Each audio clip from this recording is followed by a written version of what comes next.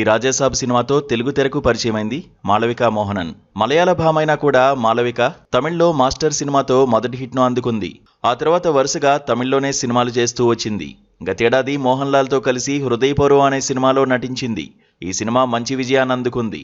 ఇక అలాంటి హిట్ అమ్మడు తెలుగులో కూడా వస్తుంది అనుకుంది, కానీ రాజాసాబ్ ఆశించిన ఫలితాన్ని అందుకోలేకపోయింది.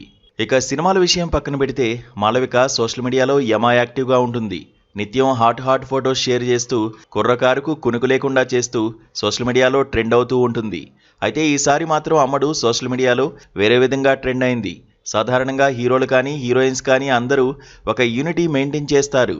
ఒక హీరో ఇంకో హీరోను కించపరిచేలా మాట్లాడ్డు. హీరోయిన్స్ అయితే తమలో తమకు గొడవలున్నా కూడా ఇంటర్వ్యూల్లో అలాంటివి బయటపెట్టరు.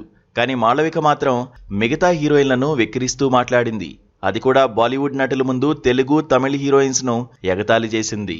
అసలేం జరిగిందంటే మాళవిక నటించిన బాలీవుడ్ మూవీ యుద్ధ్రా ప్రమోషన్స్లో ఆమె తెలుగు తమిళ హీరోయిన్స్ అందరూ సరిగ్గా నటించరు అని 1, 2, 3, 4 లేక ఏబిసిడీలు చెప్తూ సీన్ ఫినిష్ చేస్తారని, అలానే వారి కెరీర్ మొత్తం బతికేస్తున్నారని చెప్పుకొచ్చింది.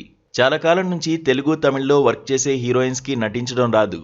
ముఖ్యంగా విషాద సన్నివేశాల్లో వారు లోపల 1, 2, 3, 4 అని లెక్కించుకుంటూ కేవలం విచారకరమైన హావభావాలను ప్రదర్శిస్తారు. అలాగే హీరోపై కోప్పడే సన్నివేశాల్లో లోపల ఏబిసిడి అని లెక్కించుకుంటూ నటిస్తారు. వారు కేవలం తమ పెదవులను కదిలిస్తారు. దానికి తగ్గట్లు డబ్బింగ్లో దాన్ని సరిచేసుకుంటారు.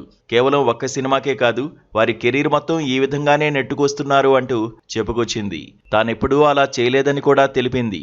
ప్రస్తుతం ఈ వ్యాఖ్యలు సోషల్ మీడియాను షేక్ చేస్తున్నాయి. తెలుగులో చేసింది ఒక్క సినిమా, దానికే ఆమెకు తెలుగు హీరోయిన్ల గురించి తెలుసా అని నెటిజన్స్ మాళవికపై ఫైర్ అవుతున్నారు. మరి ఈ వ్యాఖ్యలపై తెలుగు తమిళ హీరోయిన్స్ ఎలా స్పందిస్తారు అనేది చూడాలి.